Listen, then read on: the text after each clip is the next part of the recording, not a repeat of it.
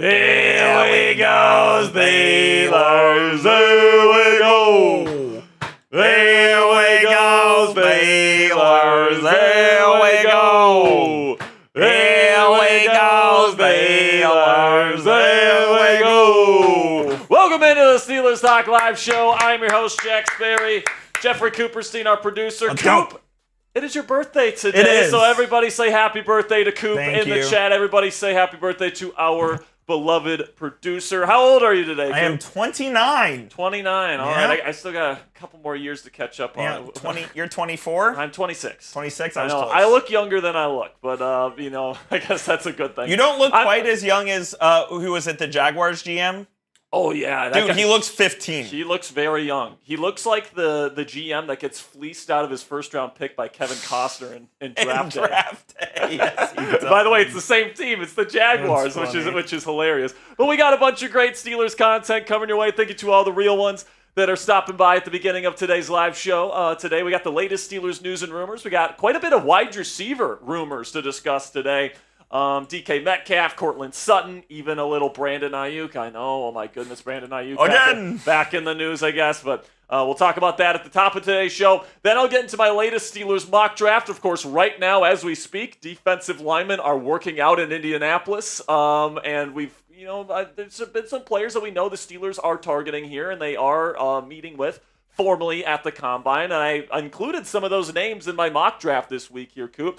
Then a video that a lot of you guys have been waiting for a while. I think last week we put out a call for you guys to put in your Steelers mock drafts, and today I'm going to be reacting to the list. And hey, Coop was the one that got the list together. I did. So if your mock draft didn't make the cut, don't blame me. Blame me. Blame the I'll birthday tell you this. boy. All right. If you super thanksed, you are in the mock. Yes, if you super thanks and you did send in money, you are guaranteed on the mock today. And if you're sitting at home right now and saying, Jack, I didn't know that you guys put out a call for that, but I still want my mock draft on the show, you guys can super chat today with your 7-round Steelers mock draft, and we will get you on the show. Yes, but it has to be a super chat for your mock draft to get on the show today. All right, let's see who's here. Shout out your city down there in the comments section. Kevin Reed is here, says, happy birthday, Coop. Hello, Kevin. We've got Rolly's neckbeard, one of my favorite.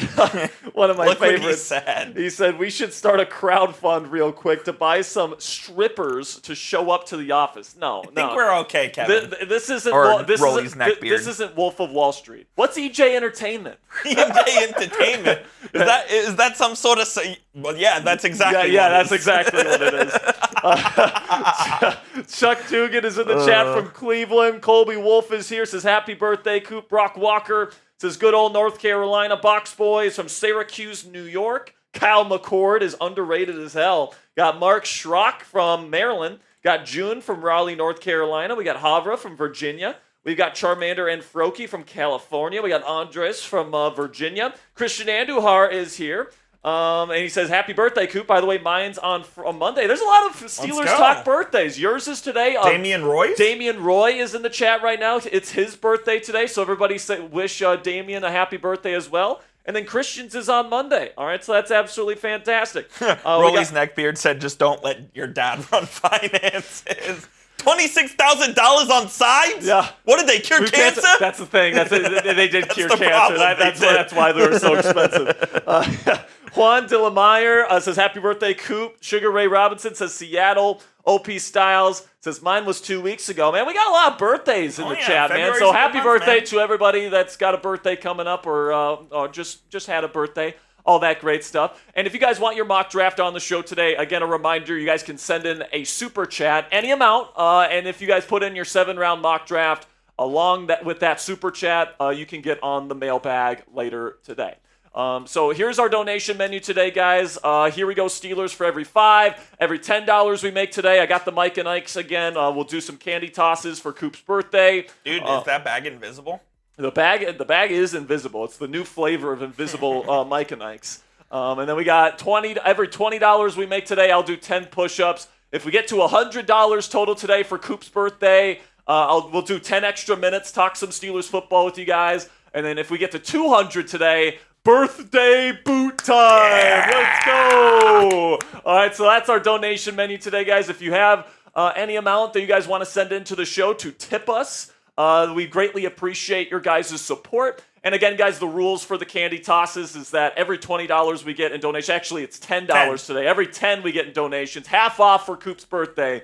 We'll take a shot if Coop can't catch the candy in his mouth. All right, so we'll take a shot. And we'll do those at the end of the show, okay, guys? So we'll accumulate all the different candy tosses, and we'll just do those all at the end of the show. On my Mavericks live stream on Tuesday, I put shots as one of the items for the wheel spins, and it landed on shots about 4 times in a row. Well, it sounds like a good time there, Coop. Oh, yeah. Absolutely. So where are we at here, Coop? Showing them where we can donate here.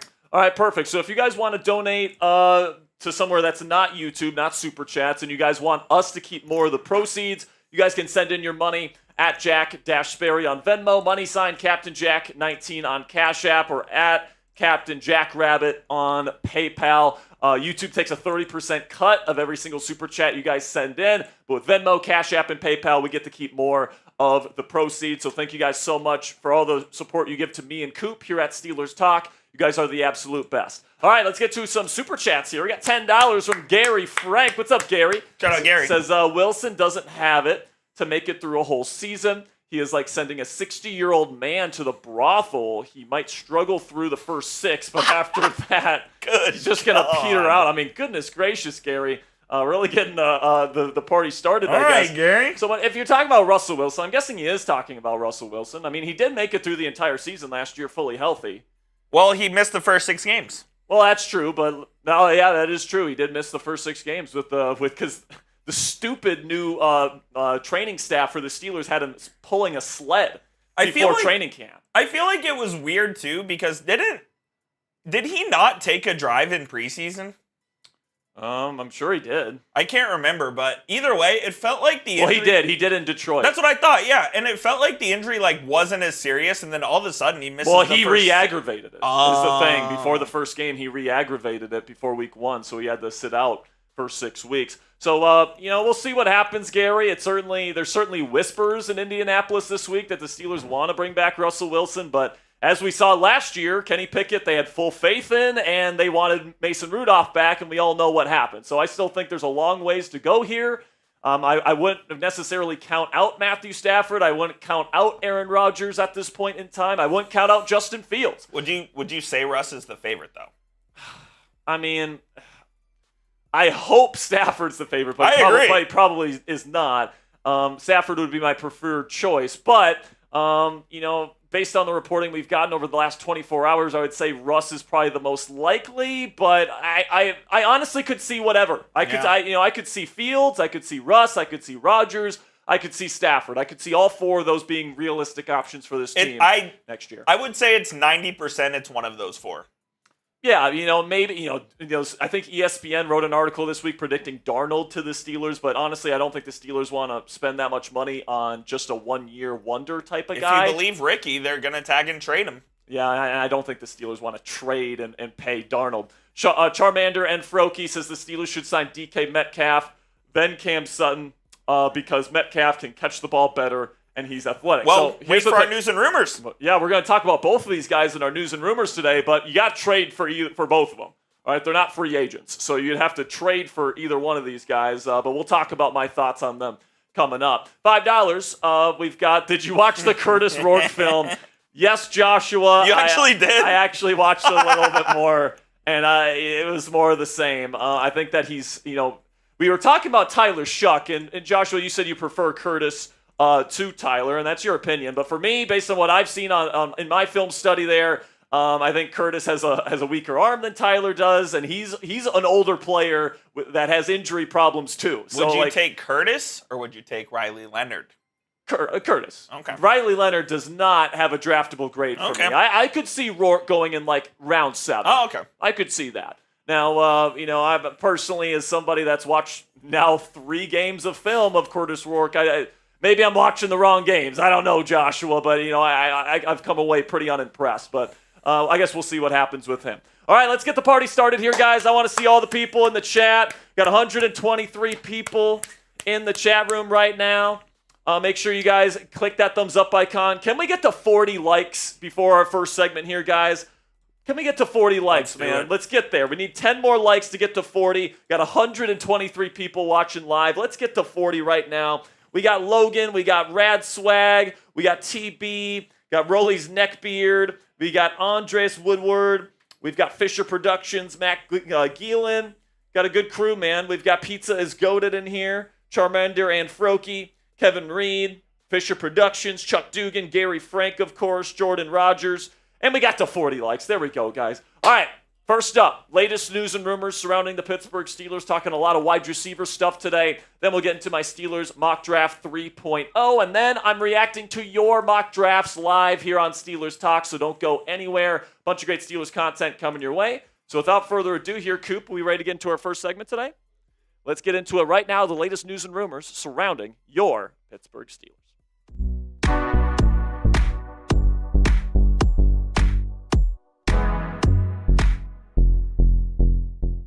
Welcome into Steelers Talk. I'm your host, Jack Sperry, and we got a bunch of Steelers news and rumors to cover on today's edition of Steelers News and Rumors here presented by Chat Sports. First up, the latest Steelers wide receiver rumors, and yes, your eyes do not deceive you. That is a picture of Brandon Aiyuk. I know, we're going to talk about this situation here at the top of today's show, but also some other wide receiver targets for the Steelers to consider. Then there's a report that the Steelers are eyeing a big-name reunion here in Pittsburgh. I'll let you guys know the former Steeler the Steelers are eyeing in free agency.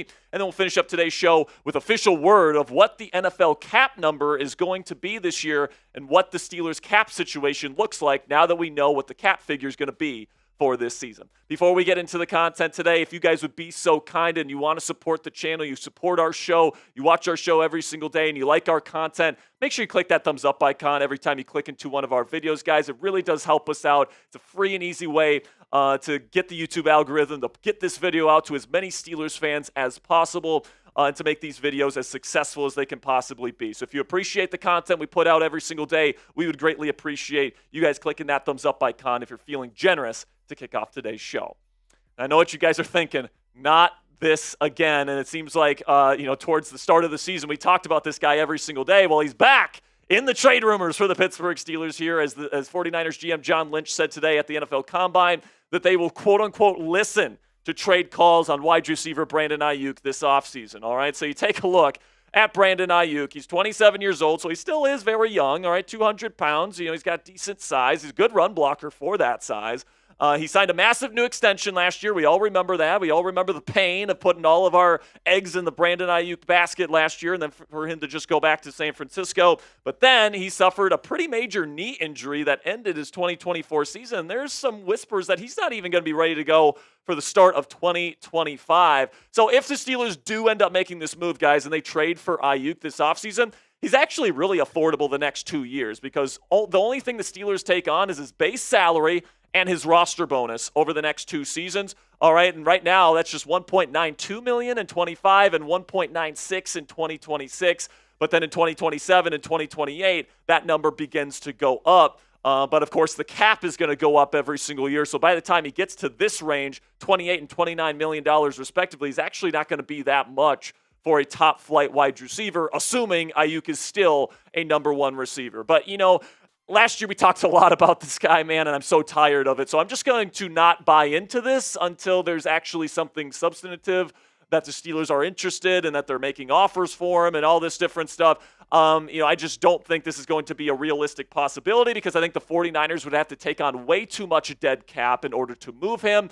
And it's already known that they're moving Deebo Samuel this offseason. So I just don't know if they're going to be letting go of their top 2 receiving weapons, heading into last year this offseason. I just don't really see that as a legit possibility for San Francisco.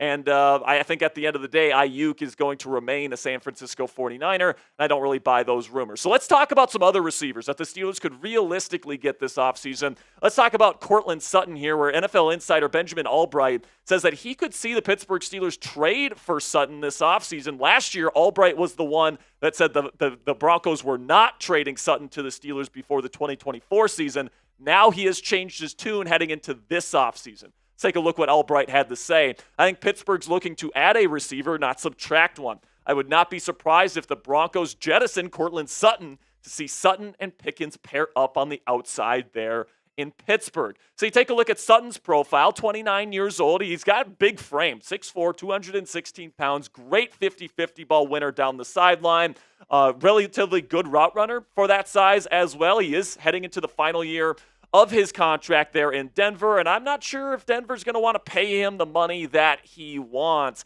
You take a look at his production over the last several seasons, got to 1,000 yards last year with Bo Nix, so maybe the Broncos don't decide to let him go, and maybe they do decide to give him that contract extension because he was Bo Nix's favorite target last year. Over 13 yards per reception, had 8 touchdowns on 81 receptions as well. So really big-time year for Courtland Sutton as the number 1 receiver there in Denver. But the Pittsburgh Steelers, I do think, like Albright says, could be a team that would be interested in trading for him because according to a report from Jarrett Bailey today, Pittsburgh is trying to trade for a former Russ wide receiver to pair with Russell Wilson, as apparently, according to this report, the plan is to bring back Russell Wilson as the starting quarterback and then bring in a wide receiver that he's worked with previously to be able to work with him in the Steelers offense heading into 2025. So for Courtland Sutton, I think that the price tag honestly wouldn't be maybe as expensive as you might think. I think that, for somebody that's approaching 30 years old, I think that you could probably get him for somewhere around a 4th-round pick, at the very most a 3rd-round pick. But I think a 4th-round pick is more than fair for a guy of the caliber of Sutton's skill set. So I think that this would be something that would be fair for both sides. I think the bigger issue is whether or not Pittsburgh would be willing to provide Sutton with the money that he wants on his new contract. And, right now, Spotrac and their market value projection has Sutton's value at 3 years, $22 million, or about $23 million per season. And, Spotrac isn't gospel, guys. They use these algorithms, and a lot of times they're way off with these projections. It's very possible that Courtland Sutton is looking at $25+ million per season on his next deal. I'll say this, though. If the number that he's asking for is around $23 million, I think that that's a steal for a guy of Courtland Sutton's capabilities. And if you do bring back Russell Wilson as this team's starting quarterback next year, I want him to get players that fit with his play style. Courtland Sutton definitely does that. So that's definitely a move that I would consider making if Russ is back with this team in 2025. So let me know what you guys think down there in the comments section. Would you accept this trade and give Courtland Sutton a new contract to lock him up here in Pittsburgh for the long haul? Make sure you guys type those A's for accept or D for decline down there in the comments section. In just a second here, I'm going to tell you about our sponsor today. And while I'm talking about our sponsor, let me know down there in the comments section what you think about this potential Steelers trade idea. And with that, if you need to keep your ears warm here before things start warming up in Pittsburgh and everywhere else around the planet here, if you want to represent the Pittsburgh Steelers and want to be very stylish while doing so, you can get this hat from our friends at Fanatics on sale right now. And the best part is, guys, you can help us out here at Steelers Talk by making a purchase. What our partnership with Fanatics has right now, where if you guys go to chatsports.com/beanie, I'll put the link to that in the comments and description of today's show. If you click that link and you make a purchase for this hat, then Fanatics is going to send us part of the proceeds to help us buy new equipment, to improve our graphics, all the different stuff that keep the lights on here at Chat Sports. We greatly appreciate your guys' support. So if you want to go get something for yourself and help out the channel here, you can go chatsports.com/beanie and keep your ears warm today. All right, now let's talk about another former teammate of Russell Wilson's, and that's DK Metcalf. And there is some speculation that the Seattle Seahawks could potentially look to deal Metcalf sometime during this offseason. You take a look at what Alex Ballantyne from Bleacher Report had to say about the idea of trading Metcalf. He says the Seahawks are in the red when it comes to cap space right now, and Metcalf could be the odd man out when it comes to getting an extension in Seattle. So right now, the Seahawks are just above $6.5 million over the cap based on the current projections. We're going to talk about where the Steelers stand in the cap situation at the end of today's show. But the Seahawks need to kind of jettison some money, and DK Metcalf is somebody that's heading into the final year of his contract there in Seattle, and he's probably going to want a massive contract extension, guys. He's 27 years old, so he's still got some good youth to him. He's a physical freak at 6'4", 235 pounds, one of the best deep threats in the National Football League, has established chemistry with Russell Wilson because he works with him every offseason. So for all the people that say, oh, Russell Wilson isn't a good teammate, people hate him, DK Metcalf, Courtland Sutton, all the guys that he throws to, George Pickens, all of them speak glowingly about Russell Wilson. So there's that when it comes to Russell Wilson's character. But the thing about DK Metcalf here, guys, is that he will be very expensive, both in terms of getting him via trade and in terms of the new contract that he's probably going to be seeking if you end up trading for him this offseason. So the first part of this is how much will it cost to get him in a trade? I think Seattle will want a first-round pick, but I don't know. I just don't know if anyone's going to offer a first-rounder for Metcalf. I think that this is more than fair here. The Steelers give up their second-round pick this year, number 52 overall, and a fifth-rounder in 2026 in exchange for Metcalf's services. And you take a look at the contract figure and what the Steelers would have to pay him. You know, this is the list of the top 10 highest-paid wide receivers per year in the National Football League. I think DK Metcalf thinks he should be in the $30 million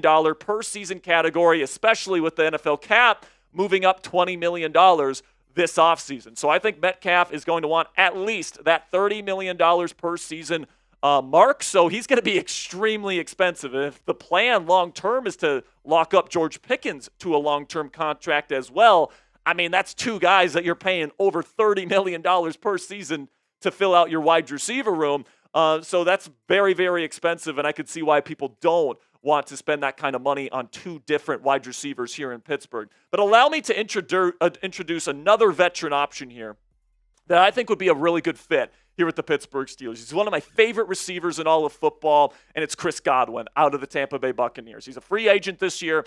He's a great veteran, 29 years old. So, he's getting up there in age, but he's not ancient. He's got good size, over 200 pounds. He can play in the slot. He can play outside. Very versatile receiver, can run block.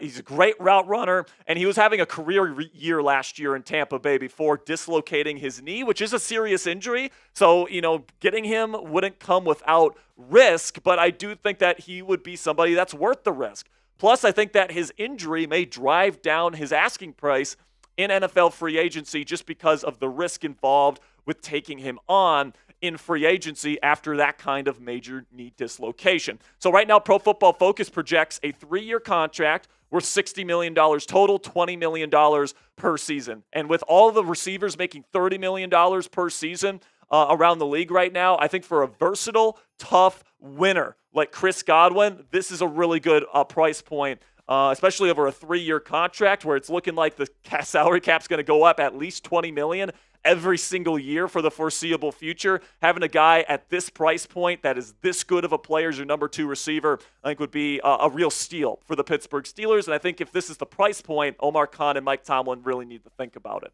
So pick a wide receiver for me down there in the comments section. Between these 4 gentlemen, which one would you rather acquire? Now, you also have to think about how much it's going to cost to get these guys. But for me personally, between these 4, I would love Courtland Sutton if Russell Wilson is back, but I would also love Chris Godwin. Let me know what you guys think down there in the comments section. BA for Brandon Aiyuk, CS for Courtland Sutton, DK for DK Metcalf, or CG for Chris Godwin.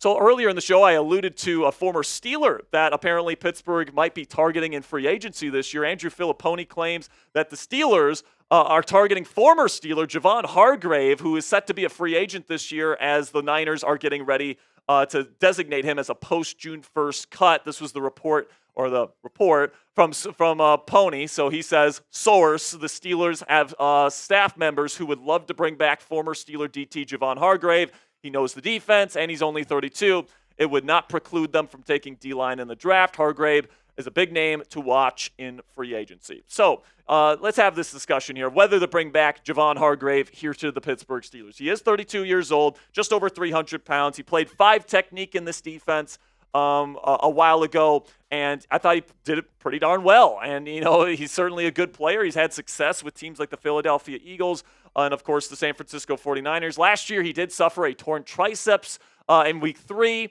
which ended his season. That's a very serious injury. And now the 49ers are releasing Hargrave this offseason to get some cap relief. And, I can't say that this move would necessarily shock me to see him return to the Pittsburgh Steelers. He's like Pony pointed out, he is experienced in this defense. He knows what the team expects from that position in particular. And, if they wanted to bring in somebody that they really trust to start next year on a relatively team-friendly contract, I could certainly see that being something that's a possibility. But personally, I'd rather go in another direction. Hargrave is getting older. He just had a very serious injury, and I don't think he's going to be necessarily cheap. Maybe he's not going to be super expensive, but I don't think he's necessarily going to be, a bargain type of player this offseason either. I think that this is a really good defensive tackle class. And even though I wouldn't cry if they brought back Hargrave, he is a good player, and I'd be excited to see him back in Pittsburgh. I think I would personally rather go in a different direction. Before we finish up today's show here, guys, make sure you click that subscribe button if you haven't already. Daily Steelers videos every single day. Most days we have 2 videos up on the channel because there's so much news that's breaking at this time during the offseason. Breaking news coverage every time the Steelers make a big move this offseason. We've got weekly live shows every Monday and every Thursday. Plus, whenever the Steelers make a big move this offseason, we will go live. It's all 100% free, guys. So if you love the black and gold, you want daily news and rumors coverage, click that subscribe button right now and join our family. So before I go here, I do want to talk about the cap number. It is now officially set for the NFL in 2025. It is $278 million. Just over that. It's 278.2 for this season. So you might be asking yourself at home, okay, well, that's the number, but what does that mean for the Steelers? What does that mean for how much money they're going to have in free agency to be able to spend on these veteran players? Well, right now, the Steelers' effective cap space, which means the money that's available to them to go out and get veteran players, all right? Because they got other cap expenditures, they got to sign rookies, all this different stuff. The effective cap space is what they have available to spend on veteran players via trade and in free agency. So right now, they have just over $56.5 million to spend on those veterans. But what's fun about the possibilities here for Omar Khan, Mike Tomlin, and the Steelers is that they can create even more cap space. They can cut Larry Ogunjobi. They can cut Cole Holcomb. They can cut Cordero Patterson. They can even cut Cameron Johnston if they want another $1.5 million in cap. They can restructure guys like Alex Highsmith and Pat Freiermuth, where this team can get up to close to $90 million in effective cap space this year if they make the proper moves this offseason, which obviously opens up a ton of opportunities to make this team better heading into the 2025 season. That'll be it for today's show, guys. Thank you so much for all of your support. Make sure you click that subscribe button if you haven't already. Until next time, here we go, Steelers. $10 super chat from Just Webb's World says, I'm going to say this one time and one time only. Draft Egbuka and trade up to get McMillan with next year's picks and get a pass-catching running back and call it a day. No purpose of holding picks if we're really in win-now mode. Is Jaylen Warren considered a pass-catching running back? Probably not. He is. Yeah. He's a third down back. He's like the best third down back. No, he's very good. Very good receiver. Good hands. He's great out in space. So Jaylen Warren, I think, is kind of that pass-catching guy. I think what they want is the bruiser. What they want is the guy that's the every down kind of workhorse. And I think that, there's a lot of guys that they could potentially go get this year. I think it would be a mistake bringing back Najee Harris. I agree. I like Najee, but I think this team needs a dynamic playmaker at the position. Yep. If they want to be a top 5 running offense the way that this team wants to be, Najee I think only has like 2 runs of 20 yards or more. I might be misremembering that, but he doesn't have a lot of explosive runs. And I appreciate the way Najee runs because he runs hard and he does fight for extra yardage. And I love it when he stiff arms people and when he runs people over. Yeah. But this, the Baltimore Ravens and the Philadelphia Eagles, the best running teams in the league, they get big chunks from their run game. The Steelers do not. And that's the way it was, and that's the way it has been since they drafted Najee. And even though I appreciate him, I think he's a good person. I wish him nothing but the best of luck. I really hope they don't bring him back. I agree. And then as far as the receivers go, number one, you can't trade all of your picks next year to go get McMillan. I love McMillan. I think he's a great player, but it's probably just not feasible. Number two, even if you did go get both Egbuka and McMillan, that's pretty dangerous relying on 2 rookie receivers for a team trying to win the Super Bowl. Yeah, exactly. And, I think also, you have to be very careful giving up future draft capital for players now. And I think that, right now a lot of the conversation surrounding Matthew Stafford is we don't want to give up draft picks because we want those draft picks. Right. And I think, Alan Saunders, who we had on the show a couple weeks ago, I think he made a good point. He said, with these draft picks, you don't necessarily want to part with them because those players might be around for the long haul, whereas some players might not be here for as long, right? So I think that you got to be careful with giving up draft capital. I love McMillan and I love Igbuka. They're both great players, but I don't know if I would necessarily give up, our next 2 first-round draft picks or whatever it's going to cost to be able to make that happen. Look, like I said, I like McMillan a lot. And look, if let's say McMillan slips to whatever position Omar Khan would be comfortable with trading up, and they traded 21 and maybe next year's first to go up to get McMillan, I wouldn't be opposed. I'll take it a step further. I'd be thrilled. Yeah, exactly. McMillan is my number 1 receiver in this class. I compare him to a young AJ Green. What pick, if he slips past, would you be like, all right, let's go get him? Cowboys at 12? Yeah, exactly. Somewhere around there, move up. Kind of like the Patriots situation a couple seasons ago when you went to go get Broderick. Mm-hmm. You didn't give up that much to move up. You went from 20 to 14, and you gave up a 4th-round pick to go and get the player that you want. Right. That's the type of deal I would be interested in. And if it's McMillan, great. If it's a guy like Ashton Genty who's still on the board, that's great. There's quite a few players in this year's class that I would be somewhat comfortable moving up for. And speaking of the draft, if you guys want your Steelers mock draft on the show, super chat it. All right, if you guys super chat your 7-round Steelers mock draft, we will get you on the mock draft mailbag at the end of today's show. Thank you to Just Web's World for sending in that $10 super chat. We will get to all the candy tosses at the end of the show. All right, I've been working.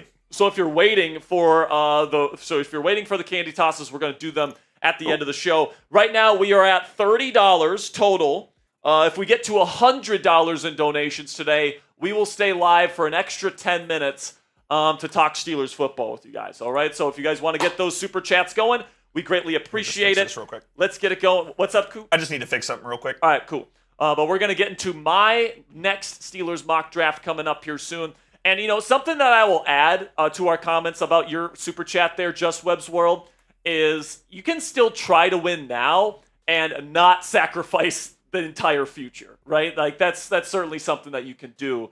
I think that, you got to be smart. You got to have a price tag that you're willing to pay. And if the team isn't willing to, the other team in terms of a trade is not willing to deal, then you don't overpay. I think that's a very important principle that Omar Khan needs to stick to this offseason. You got to try to win. You got to try to get players if that's what you're going to be trying to do this offseason. But you can't be stupid. You can't mortgage the future on bad bets, all this different stuff. And I think it depends on your perspective of what's a good bet, what's a bad bet. Personally, I think Matthew Stafford would be a terrific bet. I understand why some people might disagree with that, but the thing about having a top 10 quarterback, Coop, is that, I like to say a top end quarterback can elevate your team's letter grade by 1. 100%. Like if you have a B team, a top 10 quarterback gets you an A. A top 10 quarterback or a difference maker, let's call it, at the quarterback position can make you an A team. And Stafford is that guy, I think. And I think Stafford is still a difference maker, even at 37 years old.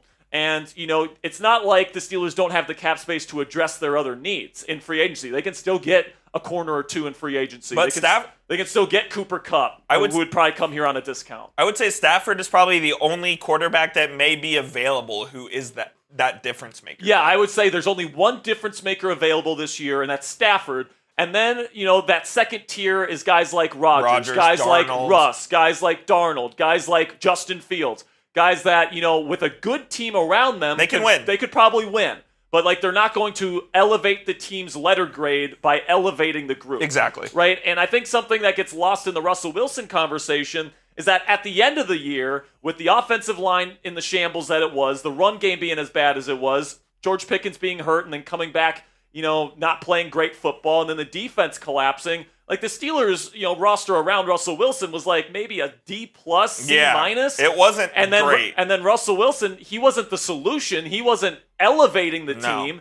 But, I think that Russ gets too much of the blame for the collapse. He was part of the issue, but he wasn't the solution, but he was far from the biggest issue on this team last year at the end of the year. My thing I worry about is the Steelers seem to have some blind faith in this offensive line that they're going to get it right. Yeah. And I just don't see it. Like, I'm sorry. I know they think Broderick's going to be better at left tackle. I don't see it. And who knows on Fautanu? I have faith in Mason McCormick, but we also have the worst offensive line coach in the league. Yeah, man. I don't know about it. I see. No trenches, no win. I see both sides. All right, like I see where you're coming from. I see where people are coming from when it comes to like Pat Meyer is back. How can we possibly trust this coaching staff to get this O-line right? But I also see what the Steelers are coming from and saying that these guys are very talented. Like both Broderick and Fautanu are first-round pedigrees. So if they stay healthy... If Fautanu's healthy, I feel good about him, but we just don't know, Yeah, we just don't know about Broderick. You know, we just haven't really seen him at left tackle. Yeah. So, like, hopefully he's more confident over there. And then Mason McCormick, I think, is massively talented. I agree. I had a huge grade on him last year. And I think that last year it was more just rushing the process for him. Is he going to play left or right this year? He'll play right. Okay. Sayamalo will stay at left, and then McCormick will stay at right. But last year, the plan was for McCormick to just sit and he wasn't going to play and just get himself ready to be a right guard while sitting behind Daniels. Well, Daniels was out for the season, and they had to put McCormick in prematurely. That's why he struggled. So it was always the plan to go into this offseason with McCormick to develop at right guard and for him to be the long-term plan at right guard as the starter. So the question is, does that group develop? Is he ready? If you don't think they will, I understand why you do not want to go and try to win now. Because if you don't think the offensive line is going to be good, this team has no chance of winning. But if you are the Steelers and you think that, hey, we love these guys, we drafted these guys early, we have made the investment in this offensive line, we believe that this group is going to take that next step next year, why wouldn't you try to win now if you really believe in this group? So, listen, man, I'm somebody that believes if you're going to try to win now, commit to it. Get the players that can help you do it if this offensive line develops. Because the last thing that I want is for this offensive line to develop and they don't have the requisite talent and the rest of the roster to get the job done.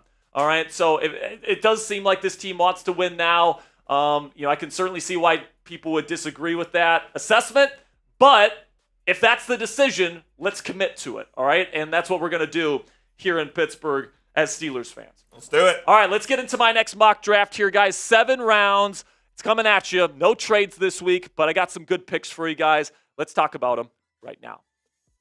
Another week and yet another 7-round Steelers mock draft here on Steelers Talk. Today, I'm going to be breaking down 8 players here with the 8 picks that the Steelers currently hold in the 2025 NFL Draft. No trades today, but definitely a lot of players here that I'm excited to talk about as potential Steelers draft targets this year. As usual, no repeats from previous mocks. The reason for that rule, guys, is I want to talk about as many Steelers draft targets this spring as possible. So I'm not going to pick any of the players that I picked in previous mock drafts. So if you want to see some of our previous mocks to see if I took a player that you like in an earlier mock draft, make sure you guys click that subscribe button.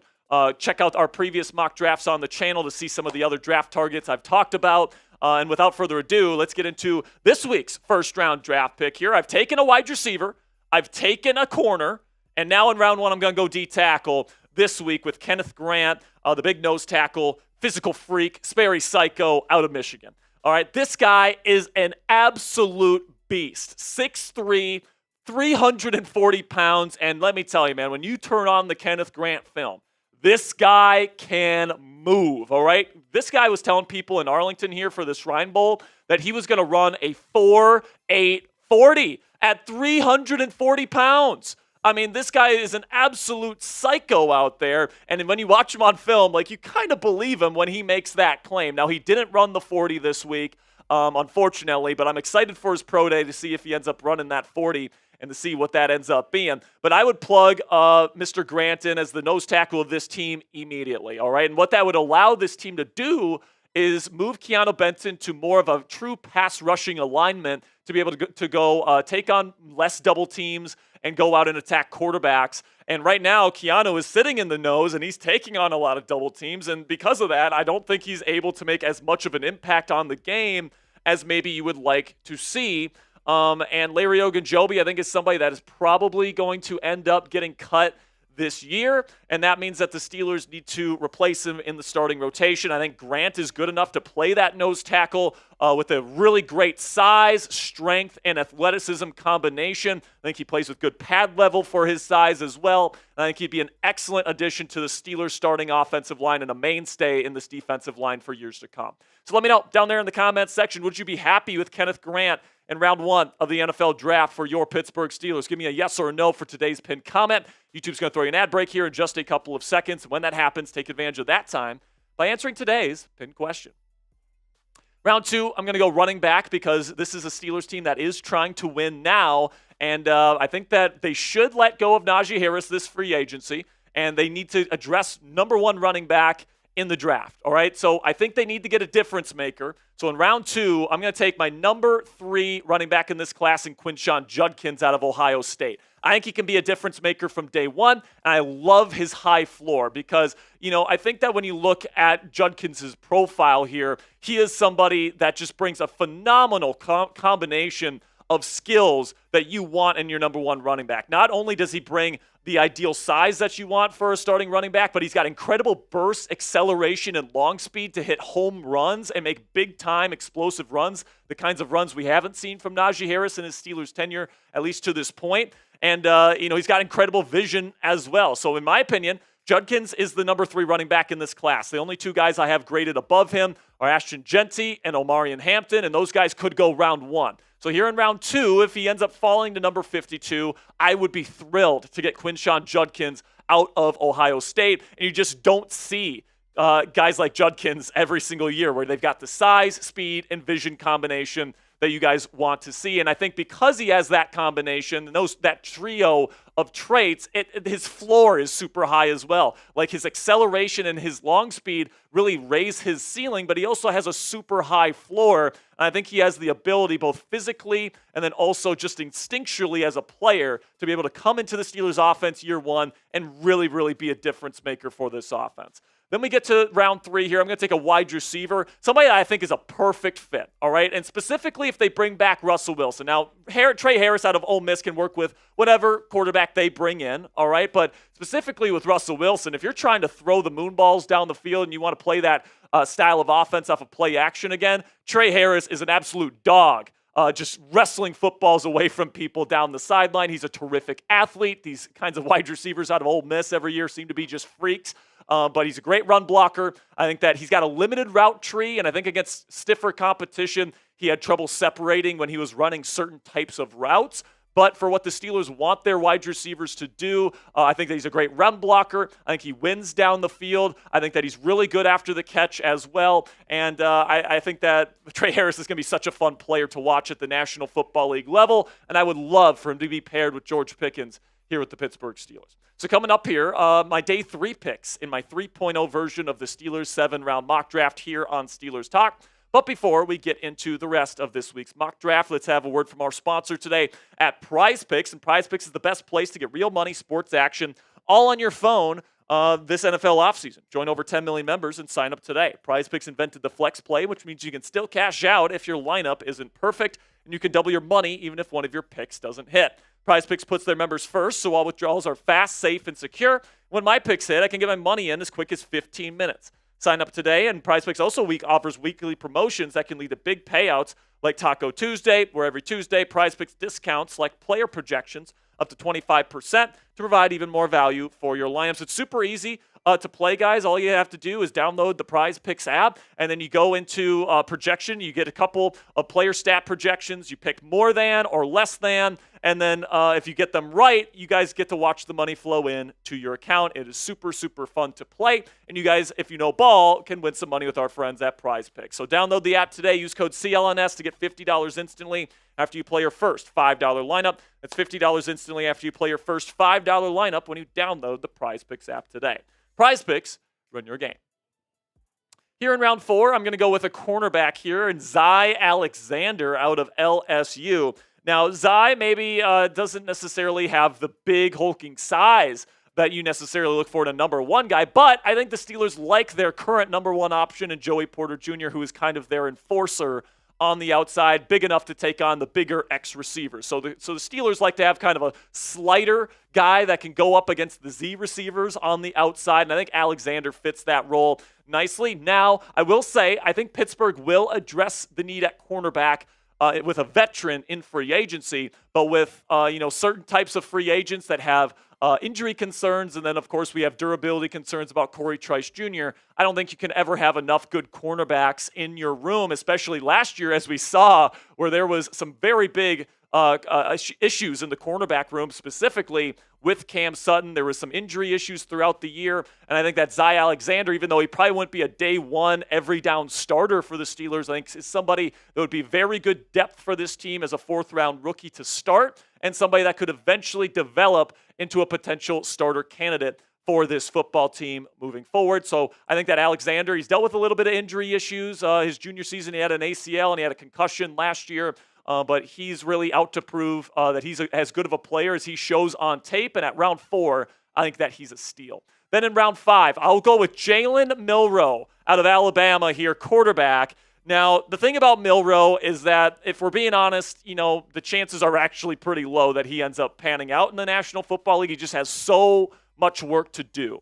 All right, but if he pans out, this guy has the potential to be a superstar because he's got the big arm, he's got a good frame. He can run the crap out of the football, and, he is a dynamic talent. And my plan for him would be to sit him multiple seasons, all right, like 2 seasons. Give him a true opportunity to give him like the Jordan Love treatment, where he's sitting behind whoever the starting quarterback is for the Steelers, whether that's Russell Wilson, whether that's Justin Fields, whether that's Aaron Rodgers, whoever. All right, have this guy learn behind that veteran quarterback, and then, if it pans out, great. But if he doesn't work out, then I actually have a plan for him to move to potentially running back because he's got the size to play running back, and he is a dynamic rusher of the football. And, I know that, this is the type of take that gets you in trouble because it's like, people said Lamar Jackson should have moved to wide receiver, all this different stuff. But like Jalen Milroe, legitimately, if he wanted to go play running back, like he could be a pretty decent running back for the Pittsburgh Steelers down the line if it came to it. So, you're taking a shot at quarterback, a round 5 flyer on somebody that could be a really good player if he develops, but also you're not spending too high of a draft pick on somebody like this where it's too much risk. So we're going to get to my round 7 picks here in just a second. But first, click that thumbs up icon if you're having a good time watching the Steelers Talk mock draft for this week. We put them out every single week. It's the easiest way to help out our show and our channel here, guys, is clicking that thumbs up icon every time you click into one of our videos. So we greatly appreciate all of your support. In round 7, I'm going to take an inside backer here, Jay Higgins out of Iowa. If you guys remember, there's quite a few, off-ball backers from Iowa in the league. You remember Jack Campbell a couple of years ago. Higgins is the type of guy that is really good in coverage, all right? He's not the best blitzer in the world, but he's somebody that, on your sub packages and nickel and dime packages, you can put out there as a coverage linebacker, and he is one of the best coverage guys, pure coverage guys in this class. He's also super, super intelligent. He's a great communicator, great teammate. The people there with the Hawkeyes rave about him. And because this is kind of a lower level positional value type position, I think there's a chance that Higgins could fall to round 7. So I think that, Higgins isn't the greatest athlete in the world, but he plays with great technique, super smart player, and if you're the Pittsburgh Steelers, you can never have enough of those. Then we get to Vernon Broughton here, the defensive tackle out of Texas. By the way, the Steelers did have a formal interview with Broughton in Indianapolis this week, and Broughton had a pretty decent season last year with the Texas Longhorns. Now, I do think Alfred Collins is the better player on that interior of the Longhorn defensive line, but Broughton is a very good player in his own right. And, right now PFF doesn't even have him on their big board right now out of their top 350 prospects. So, I think that this guy's a steal. I think that a lot of people are sleeping on him. And I think, double dipping at defensive tackle, somebody that can come in and compete with Logan Lee, who this team took last year in the later rounds for kind of that younger kind of defensive tackle spot on the Steelers roster, I think is healthy competition. Then in round 7, I'm going to take Jalen Reed. Speaking of guys that aren't on the PFF big board right now, I mean, this guy, I think, Nittany Lions fans, there's a lot of Penn State fans that watch the show, they'll tell you that Jayden Reed, man, he's got some versatility to him. He can play in the slot. He can play safety. And he was talking at the NFL Combine this week about how he models his game off of Brian Branch.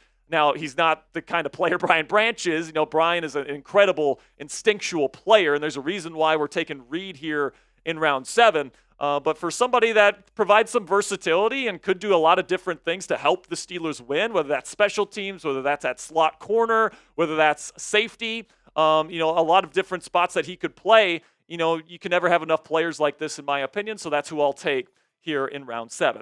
So what do you guys think of my mock 3.0 here? Kenneth Grant in round 1, Quinshon Judkins in round 2, Trey Harris in round 3, Zy Alexander in round 4, Jalen Milroe in round 5, and then Jay Higgins, Vernon Broughton, and Jalen Reed there in round 7. Let me know what you guys think down there in the comments section, A, B, C, D, or F. Let me know your thoughts on my third mock draft of the year down there in the comments. Thank you guys so much for making it to the end of today's show. Click that subscribe button if you haven't already. And for more extensive Steelers coverage every single day for free on the channel, click that subscribe button right now. All right, coming up next, we got the mock draft mailbag. You guys have submitted your mock drafts. Now it's time for me to react to them. Did anything? I think we got a couple super chats. Yeah, we got a there, couple Coop. super chats. Josh Bailey, I don't want to put your super chat up until we get into the mailbag because you gave a mock draft. So just know that you will be in the mailbag. So just know, Joshua Bailey sent in a 10. So shout out to Josh. We will get his mock draft into the mailbag, and that's when we'll show it. So $5 here from Just Webb's World. It says, got to get wide receivers, man. Teams know we only have one wide receiver who makes defenders nervous. Also, where would you get Jimmy Horn Jr.? Home run threat, and quarterbacks need that. Is he a day 3 guy? I think he's a day 3 guy. That's probably where he goes. I think we do need some more talent in the receiver room. I do agree with that. I don't think anyone necessarily disagrees with that. You got George, who is super talented, but very volatile. It's up here. And then you have Calvin Austin III, who had a much better season last year Calvin. than people remember. Can he be your 2, though? No, I think he's a really good 3. Yep. And then you have Roman Wilson, who this team drafted last year. They love. And they apparently still really like. And he's more of a slot specialist. So you can't really play Roman and Calvin, right? So I don't think you need necessarily 2 receivers. I think the Steelers are going to make probably one big move at receiver this year. Not Mike Williams. Not Mike Williams. They'll make a move somewhere. So what I would like them to do, Just Webb's World, is I would like them to get a veteran, somebody that's well respected in the league, to be the leader of the group. Because if you're asking George Pickens to be the leader of the group, I don't know if he's necessarily ready for that. But if you get a Cooper Kupp, if you get a Devontae Adams, if you get a Chris Godwin, somebody that's really well respected as a leader in that locker room to help kind of foster and bring along George Pickens and maybe try to rein him in a little bit. Is DeAndre Hopkins a free agent? Yep. Would you be interested? I'd be interested in Nuke, especially if they bring back Russell Wilson. They're just going to go jump ball offense. Yeah. I wouldn't mind bringing Nuke in. He's a very well-respected player, and honestly, I think George Pickens would really listen and respect him. So I think that's going to be important. But then you got to get somebody young as well. You got to get somebody relatively early in the draft. So if you get a good veteran receiver and a good receiver in the draft, I think that you're set at receiver. I like that. And I like that. And you also have to remember, Just Webb's World, I think the more important position here is running back, because this team wants to be able to run the football, and that's what they want to do primarily. They want this offense to be like the Eagles or the Ravens, where they're running the shit out of the football. So I think running back and getting the right star quality back is going to be the more important position this year. Obviously, both are important. But I think, getting that number 1 back is going to be really, really crucial. $5 super chat from Chris. What's up, Chris? Says, Jack, how would you feel about moving Jones I think to he tackle? needs guard. To guard, and to using our first-round pick to grab a real franchise tackle. Got to fix the O-line. So I agree, Chris. This offensive line needs to get fixed. And I think that, a lot of Steelers fans would make the argument that this offensive line just won't be fixed by Pat Meyer. No matter who they bring in, this offensive line is going to suck. And maybe. And I can't necessarily blame people for having that opinion because of what we've seen from Pat Meyer.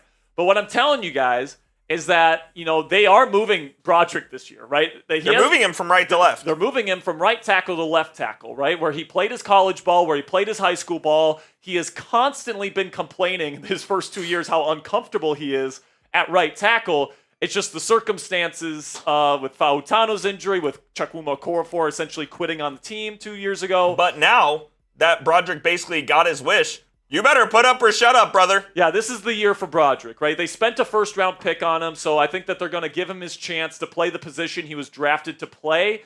And if he stinks, this is what I think is important, Coop. You got to get a really good swing tackle. Somebody that can be a backup, but can play either left or right tackle adequately. Is that Dan Moore? No, because Dan doesn't want to play on the right. So, if Fautano gets hurt again, you're back to Dan Moore at left and then Broderick at right, and that's not something I'm interested in. Right. I would be interested in a guy like Cornelius Lucas from the Washington Commanders. Somebody that I think would take, a $3 million, less million contract. He can play left or right tackle. He was arguably the Commanders' best offensive tackle on that team last year. And he's available via free agency. So I think that they're going to roll with Broderick Jones at left tackle, Sayamalu at left guard, Frazier at center, McCormick at right guard, and then Fautano at right tackle. And if you think that unit's not good enough, well, I guess that's too bad. Because I think that's what they're doing. $5 from Chris again says, Jack Tomlin makes me sad. He is like that meme with the house burning down with the dog just sitting there saying everything is fine. Depressing. Yeah, man. I mean, the thing about Tomlin, and this is why I wanted the team to move on. I don't know if I agree with his team building philosophy where it's very heavy defense. There's a reason why this team every single year pays the most money to the defensive side of the ball. It's because, Tomlin, a defensive coach, still thinks you can win with a top-tier defense. And, a top-tier defense helps. Just look at the Philadelphia Eagles last year. But, it seems like this defense continuously disappoints, especially late in seasons. And you want to hear my theory on that, Coop, when it comes to the why the defenses look worse at the end of seasons? I also have a theory. I have a theory, and the theory is... they get worn down. Yes. The offense is so bad, and they're never on the field that the defense literally gets so tired by the end of the season that they crumble. So, honestly, I think the best way to help the Steelers' defense is to help the offense. Yep. Make the offense better, and I think the defense can more consistently play at the elite level that we saw from them in the first half of the season. Remember how good this defense was to start the year last year? I mean, in Justin Fields' 6 games, in the 4 games that they won, they gave up less than 10 points. Yep. I mean, that is an elite figure right there, to have 4 games over a 6-game stretch where you're not just giving up less than 20, you're giving up less than 10. They were the best defense in the league for the first 6 weeks. Yeah, they were the best defense in the league. And then TJ Watt gets injured in the Eagles game. Minka. JPJ and Dante both dealt with injuries. And then, the fact that the defense is always out there because the offense isn't moving the ball enough. It's I think that the best way to help this defense, because you got the talent in that group. Yep. You just got to keep them off the field so they don't get so goddamn tired by the end of the year. You have to figure out something with the offense, man. They have to stay on the field longer. I don't know what the solution... I mean, the solution is the run game. Yeah, the solution's the run game. Yeah. The offensive line's got to develop, and you got to get the right backs in there. If they do those 2 things, the Steelers will have a chance to be good next year. Yep. If they don't do it, they're screwed. All right. It's time. It's time, man. You guys have been waiting for this one for a while. I'm reacting to your Steelers mock drafts live here on the channel. So without further ado, let's get into the mock draft mailbag. Welcome into this week's Steelers Talk mailbag, and we are switching things up a little bit this week, where usually I just take your questions. But somebody came to me with this idea a couple weeks ago. I really like this idea. Today, I'm going to be reacting to your Steelers mock drafts that you guys have submitted over the last couple of weeks. Thank you to everybody that submitted mock drafts. And if you didn't get your mock draft on this week's live show and on this mailbag, you guys can F Coop in the chat. So make sure you guys click that subscribe button if you haven't already to join the most interactive Steelers YouTube community on this platform. That's our goal anyways, is that we try to give you guys opportunities to discuss Steelers football with each other every single day. All right, whether that's in the form of community posts, we put up a poll on our channel almost every single day. We put up at least 2 videos, it seems like every single weekday, and at least 1 video during the weekends. where you guys interact in the comments section. And then we do these mailbags every single week to try to give you guys a voice on our channel. So if you want to join the most interactive community of Steelers fans with over 76,000 Yinzers that have already clicked that subscribe button, that bleed black and gold, join our family today and click that subscribe button. All right, so let's start with Morgan's mock draft here. $2 super thanks, guaranteed their spot in this week's mock draft roundup. Luther Burden III in round 1. Love that pick. And by the way, guys like Mel Kiper Jr. And Field Yates from ESPN are continuing to sleep on Luther Burden III. And my message to those guys are please and thank you. We will take Luther Burden III, one of the most dynamic playmakers in this entire class, in round 1. Then in round 2, you get a day 1 starting corner on the opposite side of Joey Porter Jr., Maxwell Harrison. Love that pick there, Morgan. And there's actually not a 0% chance he makes it to the Steelers pick there in round 2. Then Cam Scatabo in round 3. I like that pick. I think the Steelers need to get a game changer. I think Scatabo is a guy that teams are going to be worn down by having to tackle a million times per game. You saw it last year when he was with the Sun Devils. And you know what my nickname for him is, Coop? The Tasmanian Sun Devil. I think that is just so perfect. And I would love for the Tasmanian Sun Devil to be a Pittsburgh Steeler. Round 4, Will Howard. I'm fine taking him in round 4 if that's who you like. Round 5, Darius Alexander. Morgan, I don't think he's going to make it to round 5. I think he's at bare minimum a round 2 player. He is so good, and he really did a good job moving up the draft boards with his performance at the Senior Bowl. Then around 7, you got Hall from round 7. Coop, you have any insights on Hall that you want to provide? So Agiye Hall, he started his career at Alabama, and then he transferred to Texas. However, he has so much off-the-field issues. He was kicked out of Bama, and then he was kicked out of Texas. I believe he popped up at like UCF or something like that, didn't do anything. You can't draft this guy because of his off-the-field issues. You just can't do it. Yeah, I mean, round 7 flyer, I guess. But round 7, Marcus Tate. I think that's a pretty decent pick as well. So let me know down there in the comments section, which position do you want the Pittsburgh Steelers to take in round 1 of the NFL draft this year? Do you want them to go DT? Do you want them to go wide receiver? Do you want running back? What do you guys want? Let me know down there in the comments section. For me personally, I'm fine with a lot of different position guys. I would be fine with a receiver. I'd be fine with Ashton Genty if he ends up. If the Steelers end up moving up for him, I'd be fine with the defensive tackle. I think those are probably the 3 main positions you're looking at: receiver, running back, and DT.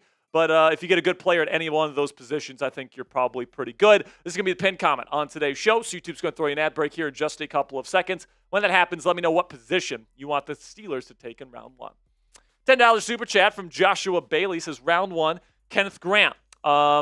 Excellent pick there, Joshua. I had Kenneth Grant as my first pick in my personal mock draft this week. Then in round 2, Jaden Higgins, Iowa State wide receiver. Love Higgins' game. Would love him in a Steelers uniform. I think that's around the right value for him as well. DJ Giddens, the running back in round 3. I think that might be a little early for Giddens, but, I mean, if you really like him, I mean, absolutely. I think that, you get your guy at running back round 3 is certainly fine. Sebastian Castro, very versatile defensive back out of Iowa in round 4. I wouldn't mind that at all. Then you got in round 5 either Gaddison or Nash. In round 6 you get either Pierce or Allen, and then in round 7 you get Curtis Rourke. Joshua, I know how much you love Curtis Rourke, man. I'm more of a Tyler Shutt guy, but I think you couldn't probably get Curtis Rourke in the 7th round. So if you like him, why not take a flyer? Before we get into the rest of the mock drafts on today's edition of Steelers Talk, if you guys want to, keep your head warm, keep your ears warm, not only for the rest of the winter here, it's still cold in places like Pittsburgh for sure, but also in years to come, you guys can get this awesome, stylish Steelers beanie in your arsenal today by going to chatsports.com/beanie. It's on sale with our friends at Fanatics right now, and also it helps out the channel because we get a part of the proceeds of every single purchase that comes out of people that use our link. So go to chatsports.com/beanie. The link to that is in the comments and description of today's show, and make a purchase to help out our channel and get you a new hat today. Dominic's mock. Appreciate you, Dominic. $2 super thanks. Says he's got Ibuka, number 21 overall. Like that pick. Ibuka's a phenomenal player. Would be a great culture fit here in Pittsburgh as well, and he's going to be a day 1 stud that can play the slot or outside. Once again, Maxwell Harrison in round 2. I think that is something that's going to be a very popular pick among Steelers fans because he's a ready-made prospect in round 2 that can be your number 2 starting corner right away. Round 3, Caleb Johnson out of Iowa. I think Johnson is a perfect fit for what Arthur Smith wants to do. And Arthur Smith is known for playing like almost exclusively outside zone run schemes. And at least that's what he wants to do. Caleb Johnson, I think, needs to be in a scheme that is like that. I think that he's one of the best outside zone runners in the draft, but other types of run schemes, he's not necessarily the best. He's really a one-cut type of runner, but he's got great vision, really good acceleration and speed. So I really like what he brings to the table. Then number 22, you got Johnny a right tackle out of Oregon State. Now, obviously, Josh Connerly Jr. is somebody that is getting most of the draft hype this year, but Oregon just had a really good offensive line, period, last season. So Cornelius is certainly somebody to keep your eye on. I don't know if he's necessarily going to be somebody that starts for you, but maybe somebody that's a backup right tackle in case Fautano goes down with injury. I could certainly see that. Pat Bryant, the big wide receiver, ball hawk type of guy. I think that he would be a good red zone threat. Not the fastest guy in the world, but can certainly be competitive, very competitive at the catch point. We got Jamari Caldwell, defensive tackle, in round 7, and I don't know if he's going to make it to round 7 there, Dominic. I hope he does, but he's had a hell of a combine this week. He moves extremely well. I think he's going to be more of maybe a late day 2 pick or an early day 3 pick. Got Caleb Ransaw, the safety out of Tulane, and then Kobe King, the linebacker out of Penn State. King is an awesome blitzer and an awesome run defender, by the way. Then we get to Michael's mock here. Another $2 super chat. He also has Luther Burden III going in round 1. I like that pick quite a bit. You got Talik Williams at number 52. Williams kind of ballooned up his weight heading into the combine. He's like 330 something now. Maxwell Harrison in round 3. That would be a steal if you get Harrison in round 3. He's an awesome player. If he's there at 83, you're running that card up. Ollie Gordon the second at 122. I don't know. I feel like I'd be okay with it. I'd rather get him in round 5 than round 4 or maybe round 6, but he's a good player. And obviously, he didn't have the best production this past year, which is why he isn't as high. But he's a big back. He kind of fits what the Steelers want. The Steelers did meet with him in Indianapolis this week, so I could certainly see that. They got Luke Kandra at 163, Upton Stout at 225, Jake Majors at 231, and Jalen Travis at 247. Do you have anything to add on Jake Majors here, Producer Coop? Jake Majors, he's a 4-year starter at center for Texas, so I don't really know if the Steelers will be looking for that because they have their long-term center in Zach Frazier. But yeah, he could be a backup, and I think he could be a pretty serviceable backup in the league with some development. Absolutely. Then we get the Kings mock here. First round, Gray Zabel, offensive lineman. Wow. I know you're a Zabel guy. I like Zabel a lot, but I think the Steelers like the investment they've made on the offensive line. I think they like Broderick at left tackle. That's what they drafted him to play.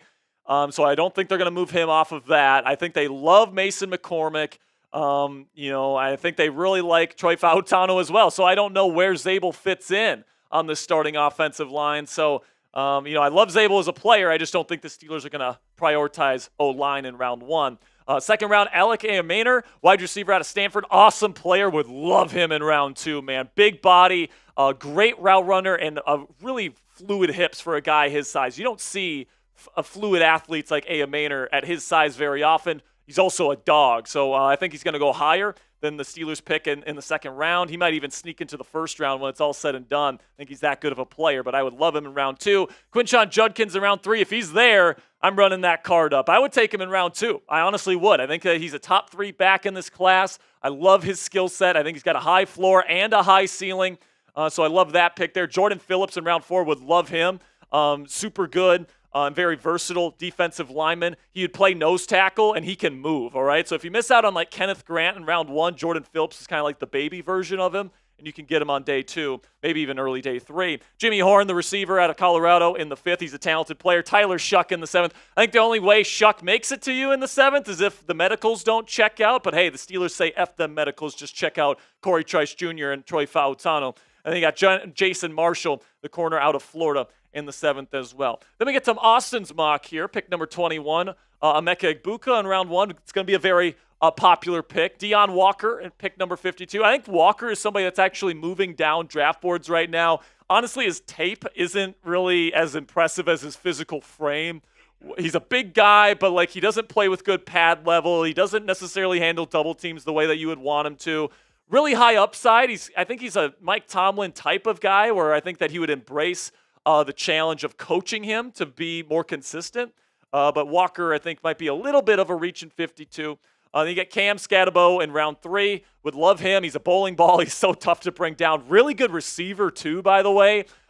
He does a lot of stuff. The only thing that he doesn't do well, Coop, is he's not fast. And he doesn't have that breakaway speed. But if you have the contact balance, the power, the vision, and the quick feet that he has, like, you're going to make big plays consistently with Cam Scatabo as your running back. He just seems like a Tomlin guy. Like, I feel like Tomlin would just love him just because of the way his embraces violence. Exactly. And Jalen Reed, pick 122. We'll see where he goes. PFF doesn't have him on their draft board right now, which is crazy to me because I think he's so versatile. But 122, Reed is certainly somebody I would consider. Riley Leonard, the quarterback, I don't have a draftable grade on him. I think he stinks. I don't think he can pass the ball at all. He's a decent college quarterback because I think he's, a decent runner of the football, but he's not dynamic with it.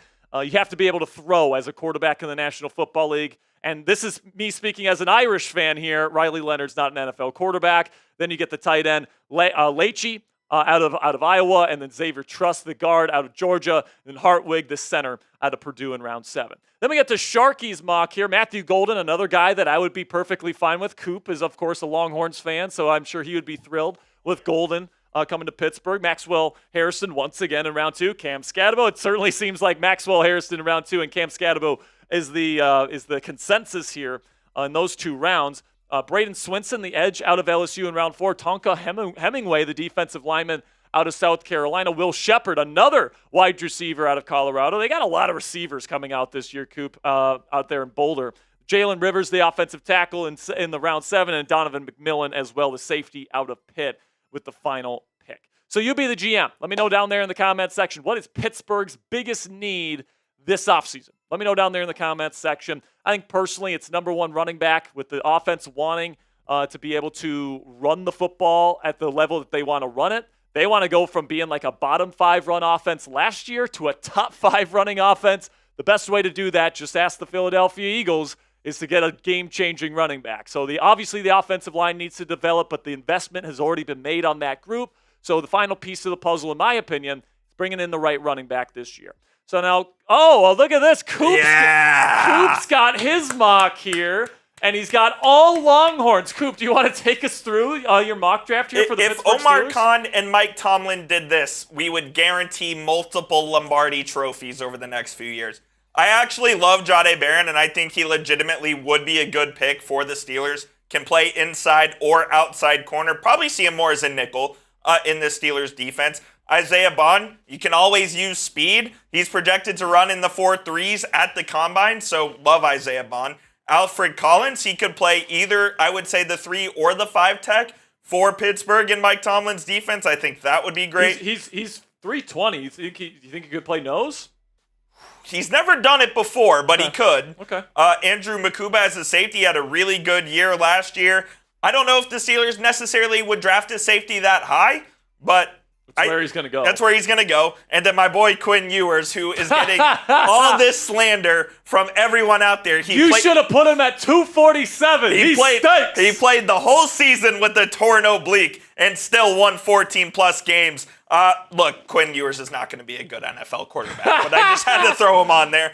Baron Sorrell at edge. He's a really good run defender from the edge position, so that would be an interesting pick. Jaden Blue, if you don't...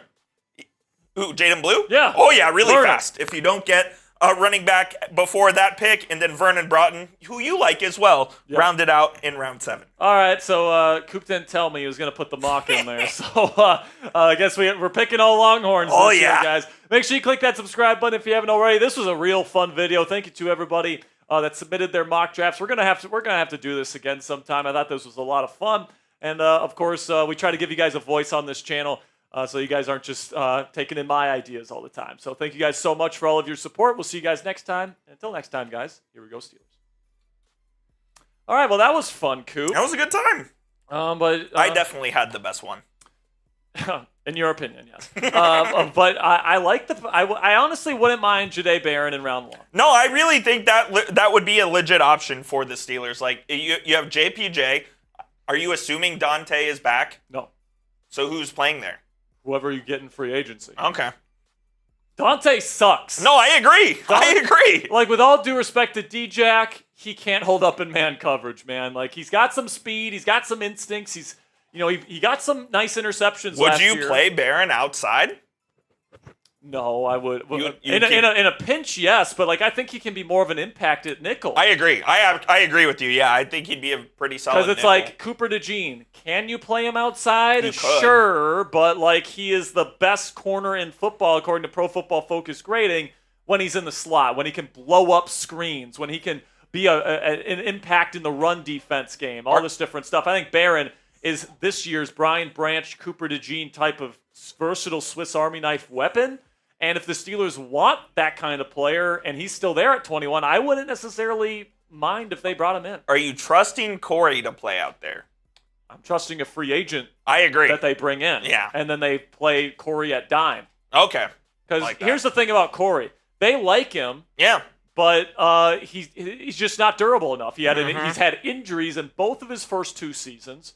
And you just can't trust him to stay on the field. Was he injured his last season in college too? He might, he might have been. And he had injury issues in college. Like the reason why he made it to round 7 was because of the knee issues that 100%. He had. So the Steelers don't care about that shit. They say medicals. We don't have a medical team, so we don't know about these injury issues. So okay. Where are we at with Super Chats? We're all caught up on them, but we do owe a couple of candy tosses. All right, so we're at $55. We owe 3 candy tosses. 3 candy tosses here. Okay. All right, come on. I'm not going to give you any pinks because the pinks are my favorite. So you're like pink? You're going to have to deal with 2 reds and an orange. You like the pink? Shush. All right. All right, here we go. Steelers. Right.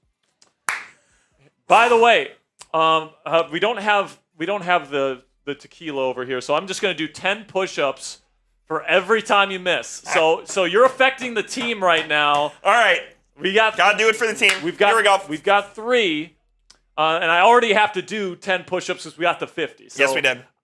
Guaranteed 10 push-ups, but every time he misses, I have to add 10 more. So you better catch him. Remember, home run derby rules. Yep, catch it. All right, ready? All right, you better get some good tosses. Wait, do you want this? Because we were more successful. You know what? Whatever you want to do. All right, I'm going to try. Ready? Oh! You threw a fastball. God, that's 20. That's 20. All right, I'm gonna go underhand this time, see if that's any better. That one's on me. You know what? I'll take the 10 for that one. All right, Coop's that was my fault. Coop's doing 10. That was my fault. Coop's doing 10 birthday push-ups for that one. Because that was a good toss. Yep. All right, ready? Final one. Let's go. No, don't catch that! Oh, that was such a bad toss. Joey's the mouse, dude. It's all right, not sorry. me. Is that one on you too? Or am I doing 30? You're doing 30. All right, I got to do 30 push-ups. What here, a guys. joke. That one's my fault. Come on now. But Coop's got to get 10. Yeah, I got to get 10. All right, so I got 30 push-ups. Coop, if you want to put the camera on me. Yeah. I'm gonna split mine here. I'll do 15 and 15, and you'll do your 10. Sounds good. There we go. All right, everybody count them out. Ugh. I'm taking off my watch. All right, here we go. Here we go. Steelers. 1, 2, 3, 4, 5, 6, 7, 8, 9, 10, 11, 12, 13, 14, 15. Yeah! All right, that's half. All right, I'll be back. I got to do it. Spare dog, you're over here now. Am I just moving? Yeah, I'm moving. All right. Oh, no. Hang on. All right. What's up, people? All right. Coop's. All right, Coop. Get over here, man. All right. Birthday boy right there. Everybody spam happy birthday to Coop in the chat. I haven't done push-ups in probably 6 months. All right, here we go. 10. 1, 2, 3, 4, 5, 6, 7, 8. Go on, you got 2 more. 9, 10. Beautiful. There we go, baby. We love it. All right, I got 15 more. Here we go. Oh, everybody spam happy birthday to Coop. Oh, yeah. He's starting off, what is it, year 29 off right here? Rolly's next year said, hey, yo, where's the mouth? Joey the Mouth Peterson. Trader Joey. 1, 2, 3, 4, 5, 6, 7, 8, 9, 10, 11, Oh! 13, 14, 15, No, I got 2 more. 15. Oh, there we go. Woo! All right. Happy birthday to Coop. Thank you to everybody that super chatted today. Woo. All right. Good stuff. Who's all here at the end of the show, man? I want to see who all the real ones are. We got Paranormal in the Funhouse. What's up, Paranormal? Good to see you. We got Gene Rankin here saying happy birthday to Coop. Isaac is still here. Cassie, of course, is still here. Appreciate all you guys. Happy birthday to Damien as well. Yeah, Damian Roy, happy birthday to you. Christian Andujar, happy birthday to you on Monday. And by the way, let's finish this show off here by showing our appreciation to our beloved producer here, Jeffrey Cooperstein. Here we go, Steelers. Here we go. Happy birthday to you. I hate this. Happy birthday to you. Happy birthday, dear Coop and Damien. Happy birthday to you. That was beautiful. Thank you. Woo! Thank you. Thank you so much. I'm not a good singer, but Coop, thank you so much for everything you do for this channel, my absolutely. man, and this fan base and all that great stuff. Yins, we got a lot of crazy content coming up over the next couple of weeks. Free agency in less than 2 weeks, so get ready. And the trade market is already starting to heat up. Get ready. It's going to be a fun the next 4 weeks, guys. This is like the most fun that we have on this channel. Oh, yeah. Over the schedule here, guys. It's going to be a lot of fun. Lots of changes to this team will be made. Hopefully some positive ones. We're going to be covering it every step of the way. Click that subscribe button if you haven't already. Cheers to you guys. Happy birthday to Coop. And we'll see you guys next time. Peace.